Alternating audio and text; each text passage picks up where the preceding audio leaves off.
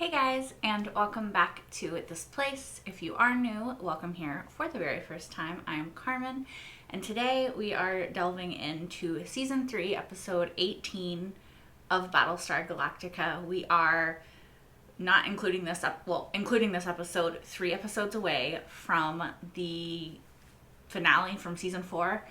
Not 3 episodes away from the finale, 2 episodes away from the finale. We're basically in Season 4. In 3 episodes, it will be Season 4. Can I talk today? No, clearly not. So, last episode, we lost Starbuck. Now, I am still living deep in denial and so convinced that she is one of the final 5 and that this is not the end of Starbuck, but merely a new beginning. So, I'm okay. Now, if we discover that I'm very wrong, which is totally possible. I'm wrong very, very often in these shows.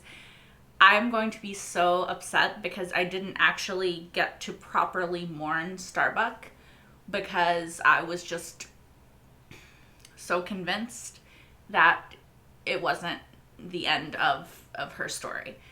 So that's where I am about last episode. I really liked it.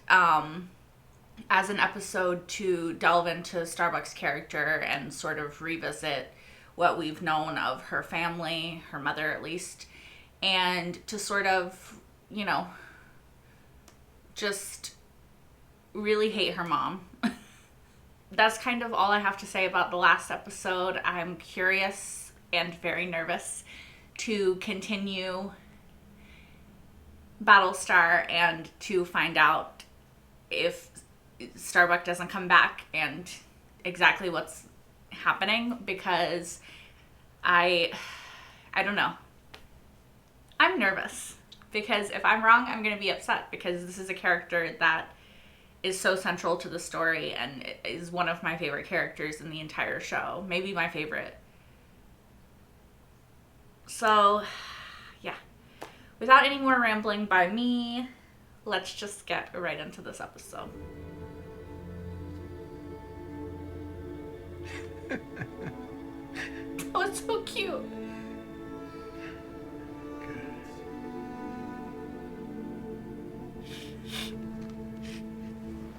Let's just get down and get some sleep. Come on. I'm fine. I'm just gonna sit down. Ow. You all right? Yeah, of course he's not all right. It wasn't. Come on. No, I gotta go. Oh, what? He's fine, probably, right? Is he okay? I think I fell. Sam. Yeah. Oh. She's still alive, right? She's gone, Sam. She's gone. I know. See, Baltar dead. Starbuck alive, that'd be justice. There's no justice. As drunk as he was. Did someone just kill him? Someone just killed his lawyer. This administration will not allow terrorism to alter the framework of our legal system. We will proceed with the trial rigorously. Thank you, all of you. One more question. But isn't somebody I don't know how their society works, but you have to have long enough for the defense attorney to be able to adequately defend based off evidence, right? Athena, I'm gonna need you exclusively on shuttle runs. Yo, don't forget to check under your back seat. Hey, you got lucky, Starbuck. If I were you, I would seriously consider buying a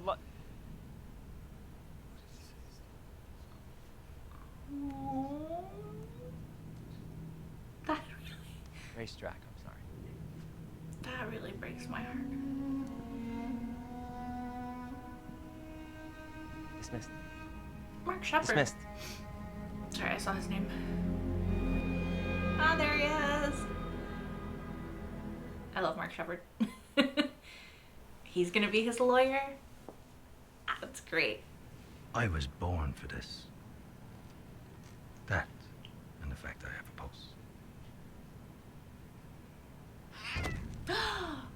cat come from? Lads belong to my wife. Don't worry. He doesn't scratch or bite like she did. If it's of any comfort, I despise him as much as you do.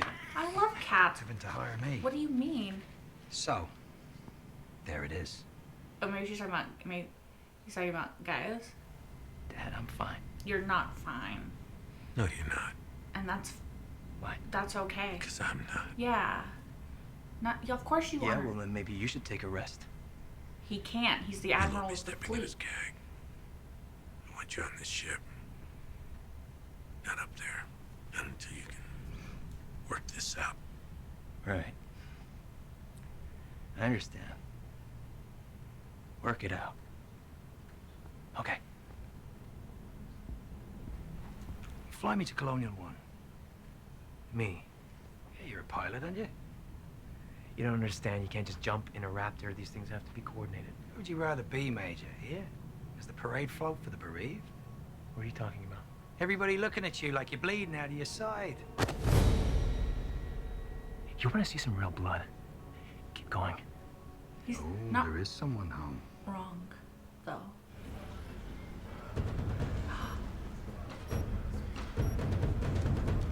Did they not inspect these ships? All right, let's give the bird a tow. Or is, like... Open the door, open the door. What was that thing? It was a Did cat. you see that? What the? I think it was a cat. Yeah. My It's a fracking cat in there. Come on out of there, Major. Who the hell let a cat in here? Oh, they're gonna It's find on it the other now. side. Push them over here. There it is. It's over there. It's over there. Can you see that? Are you gonna find it now? No, come here.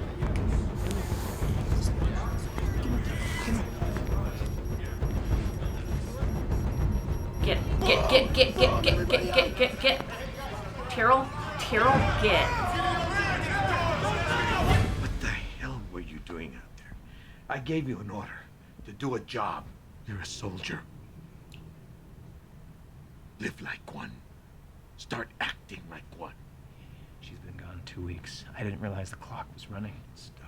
No, I'm sorry, because maybe we're just built differently. You stop. Don't you dare quantify my loss. You have no idea. You have no fracking idea. What, you think yours is deeper? Wow. Yours is greater.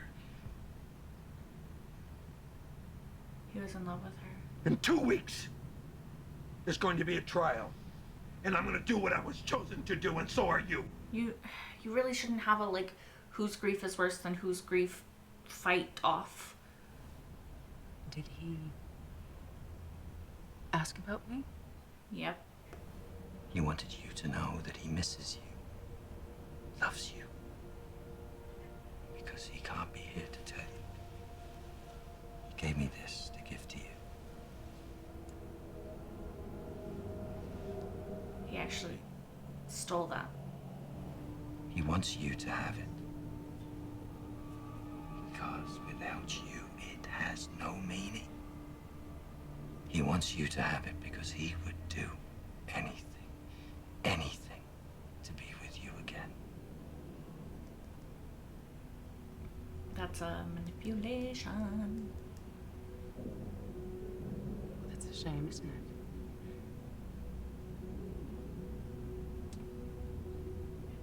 Since they'll never let me keep it.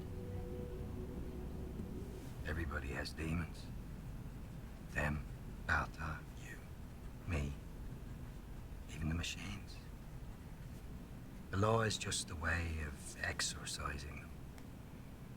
That's what your father's father taught me. You wanna know why I hated him? Because he was right. Because he was right. Mm-hmm. My bed is made. I suggest you toil on your own. Now, this cross-examination is over. I'd like to take a crap.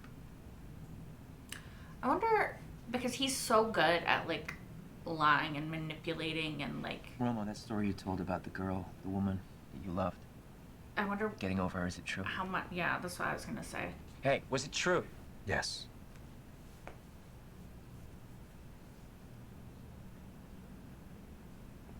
I honestly don't know. I honestly don't know. I feel like, is what he said about Joe Adama true? Is anything he's saying true?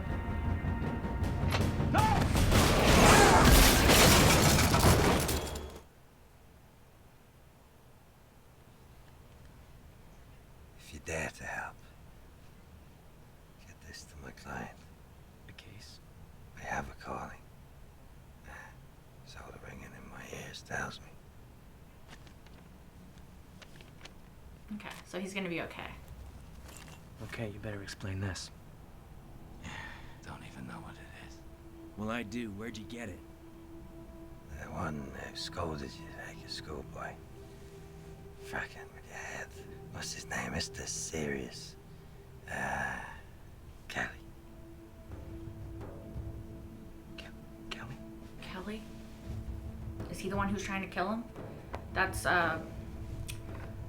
Ty, right? Is his real name? He's also in Supernatural. See, I wonder. Never would have let Athena go airborne. I wondered It's you on the rap.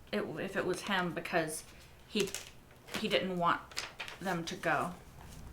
I will keep trying.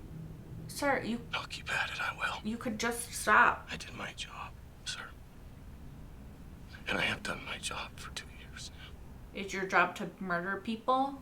I'm capable of listening to the evidence and making an ethical decision. And I'm capable of helping Lampkin. Yeah. Forget it. Why? I need you as gag. Why did you give me those books? Huh?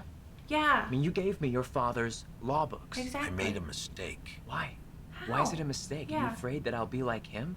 You're a pilot. And with Zach gone and Kara gone, you need someone to carry You're the a flag. pilot. Is that it? You're a pilot and you're my son. I will not look across that court and see you sitting on the other side. See me That's not really your or see someone else? choice. Report for duty. Is that an order?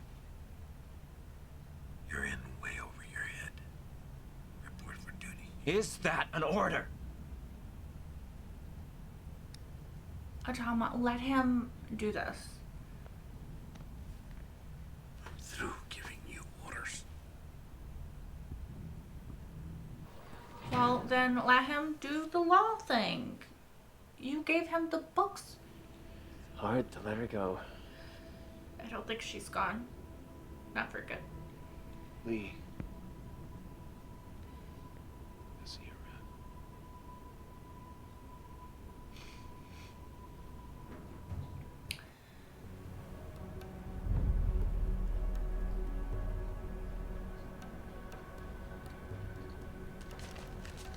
Oh.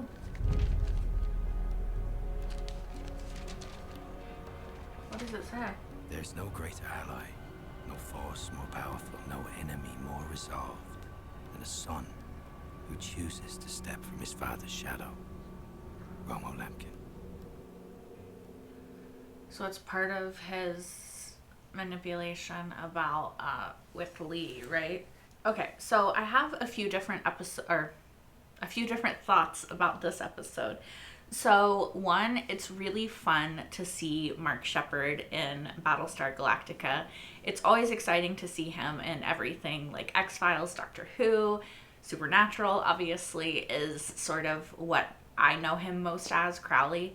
And so it's he's just so good, and it's always fun to get to watch him be on screen. So his character Lampkin is very interesting. I do not know if a single thing that he has said the entire time has been true. You know, like there is or are nuggets of truth in the things that he says. Like Gaius did tell Caprica, he did say to tell Caprica 6 that he missed her and he loved her. But he didn't give her the pen, you know, it was definitely an exaggerated manipulation by Lampkin.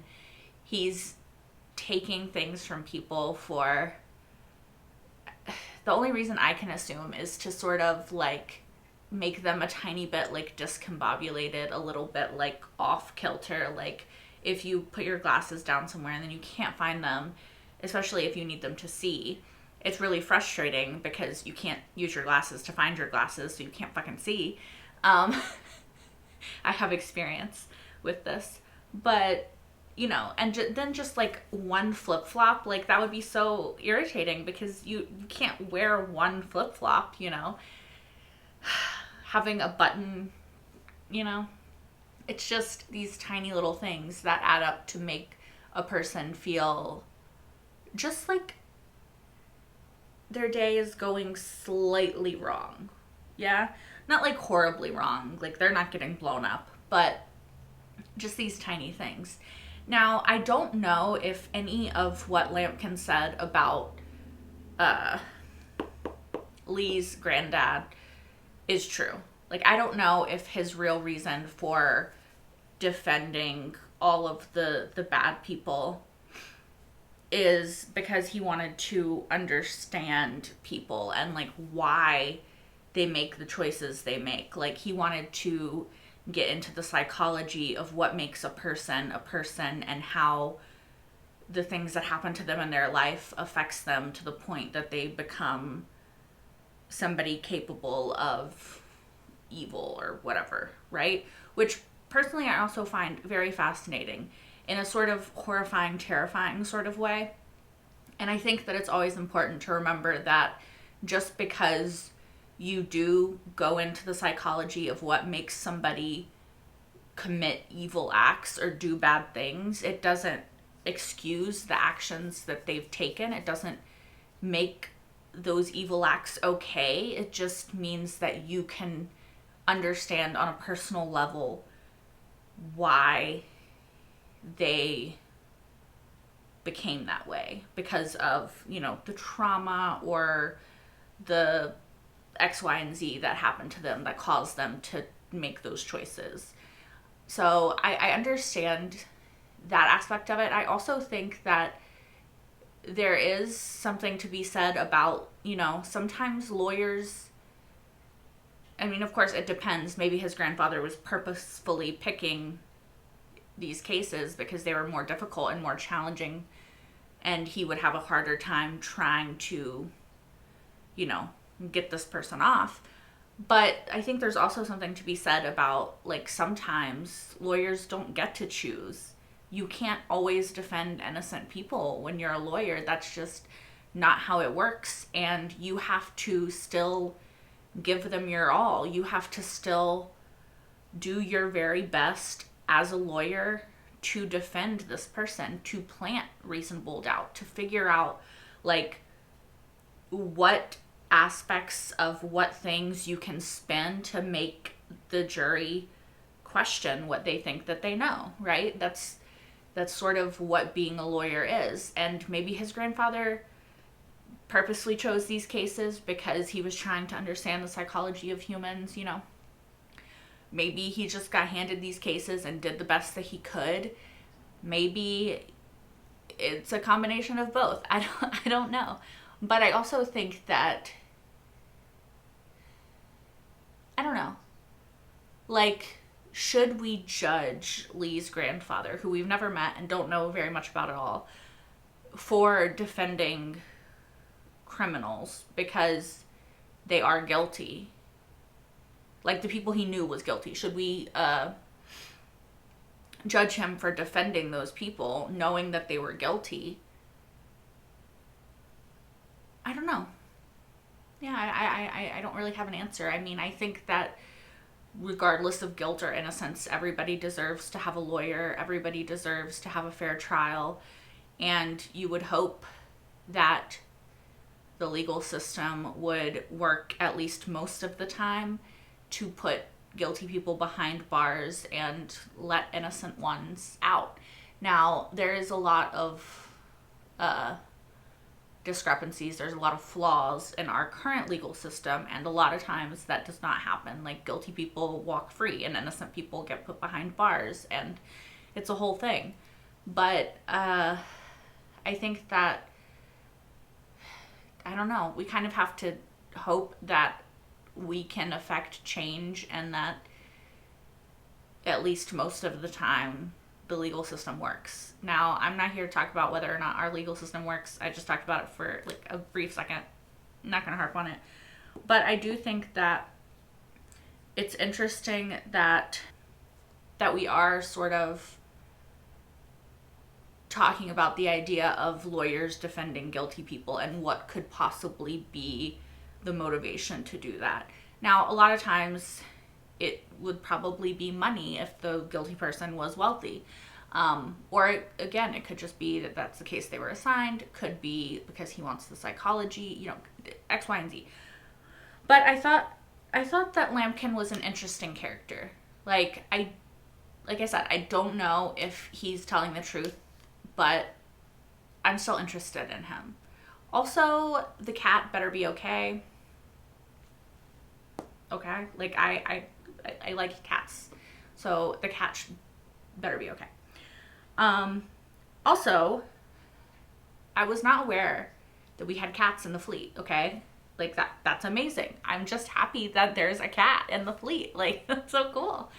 Now, they gotta be careful, because if there's more than one cat, cats can reproduce a lot. They could end up taking over the fleet. So, just saying. Spay and neuter your pets. Anyway. So, another big aspect of this episode is grief, right? Everybody is obviously still grieving the loss of Kara. In particular, we see it with Adama and Lee, and we really see the way that her loss is lingering over them in particular and how it's affecting them. Now, I do think that them having sort of this argument about grief is a bit silly. Now, I think that it was just the way that Adama approached it that maybe upset Lee a little bit. I don't think Adama meant it in the way that Lee took it. I don't think he was like, it's been 2 weeks, get over it. I think he was trying to say, like, I understand you're hurting. I understand that we're both still reeling from this loss that was massive to both of us. But you have to find a way to, like, continue living. Right? I think that's what Adama was trying to say to Lee. And of course, Lee took it as, like, why aren't you over this yet? When, I don't think that's at all how Adama was trying to approach the situation. I think that their grief is really hard for both of them. And I think that it is different. And I think that you can't really quantify it. I don't think that because Lee was in love with Kara that he's hurting more than Adama, who saw Kara as a daughter, is hurting. I don't think that there's this competition of who loved her more and who's hurt more by the loss of her. I think that I wish that they could come together in their grief and sort of use it as a catalyst to get closer rather than push each other away. However, I understand that everybody handles grief very differently and that it's going to be just, it's hard. You know, there's no right way to grieve. There's no wrong way to grieve, I don't think, unless, of course, you're actively hurting yourself or other people. I think that everybody grieves in their own time, in their own way, and that we can't really police or judge it. It's hard to see them all grieving. I don't know why, but Ty being like, I kind of miss Starbucks snark just really affected me because Ty and Starbuck have had such a contentious relationship throughout this whole show. It started very much with like hatred and sort of grew into something a little bit more gentle later. Not a lot, but a little bit. And so I think that to see him missing her just unexpectedly got me. But yeah, it's hard to see everybody mourning her loss. Anders is obviously struggling with it. Lee and Adama. Hilo, like everyone. And it's hard to see, even though I think I'm holding on to the belief that she's coming back. Okay? I'm holding on to that so tight. So tight that, like, if it's delusion, hello, welcome. I'm in Delusion Town, USA. All right. Also, I am not really surprised that it was Kelly. We haven't seen too much of him. In fact, I did not remember that his name was Kelly. But I thought his explanation was kind of weird. Like, he was like, not that okay. I didn't think that his explanation of, like, I've seen a lot of people die. Like, I put them in the cockpit and I send them off, and a lot of times they don't come back. That makes sense. Like, he blames Gaius for that. So he doesn't want him to have a lawyer and a representation. Like, I get that aspect of it. His whole, like, lock me away or I'm not going to stop thing was kind of strange, because, like, you could just choose to stop. But I think that, I don't know, he's obviously struggling. I don't know enough about his character, because we haven't seen him too much, to really, like, delve into his psyche and the ways in which he's struggling. But, I mean, he is a person post mass extinction event that lived and has been fighting for survival ever since. So, lots of fucking trauma. So, I can't blame him for that reaction, but it just in the moment was kind of a strange one. Also, okay, so something that was interesting is, or something else that I want to talk about is, Adama did give Lee the law books, right? Like, just a few episodes ago, he gave Lee the law books and said, you know, for a time when we can, like, stop looking over our shoulders or whatever. It was just this idea of a future where Lee got to choose to do what he wanted to do. And Adama was giving him that opportunity and accepting that he might not want to be a pilot forever in this possible post-Cylon world that they're sort of striving to achieve on Earth. And I just thought it was such a great moment for the characters and their relationship, and him really trying to understand Lee. And in this episode, of course, mirrored with grief and, like, loss and fear, because Lee is the only child that Adama has left, like, he sort of backtracks on that. And I think that there's a lot of reasons for that. I think that Adama doesn't want Lee to be on the side of defending Gaius when he thinks that that will make people try to kill Lee, right? He doesn't want anyone to turn against Lee. He doesn't want anyone to hate Lee. He doesn't want anyone to have a reason to target Lee and then potentially lose him, right? I think that's a major reason that he doesn't want him to be one of the defense people for Gaius.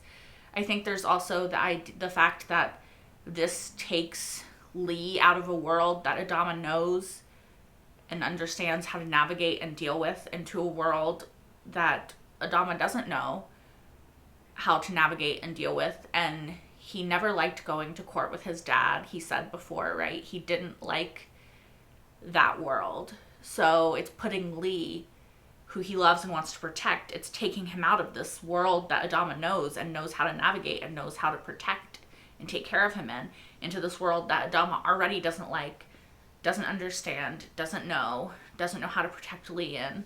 So I think it's really for him about just this strong desire to protect Lee. And I think that, unfortunately, because he's holding on so tight, because he's so scared, that it comes across as, like, trying to control Lee.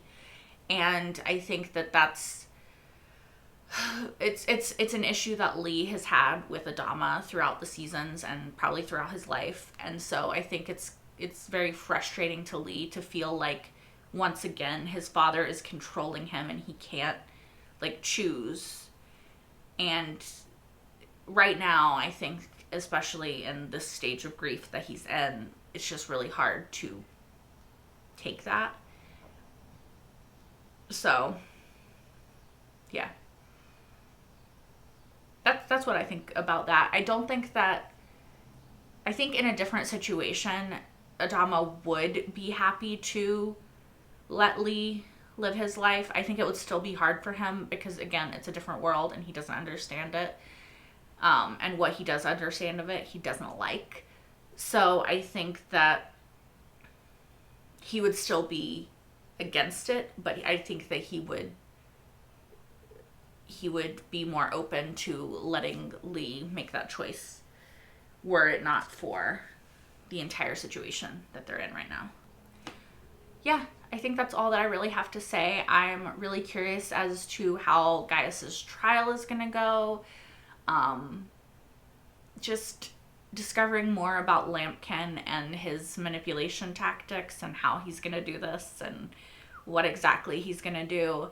I'm excited to see the return of Starbuck because, again, Denial City. And yeah, to just see how all of this goes. As always, if you guys want to watch the next episode, you can right now over on Patreon, which will be linked in the description down below. While you're over there, you can also watch my entire full-length reaction to this episode and every single episode thus far of Battlestar Galactica. Yeah, I hope to see you next week for part 1 of the 2-part finale. Until then, bye guys!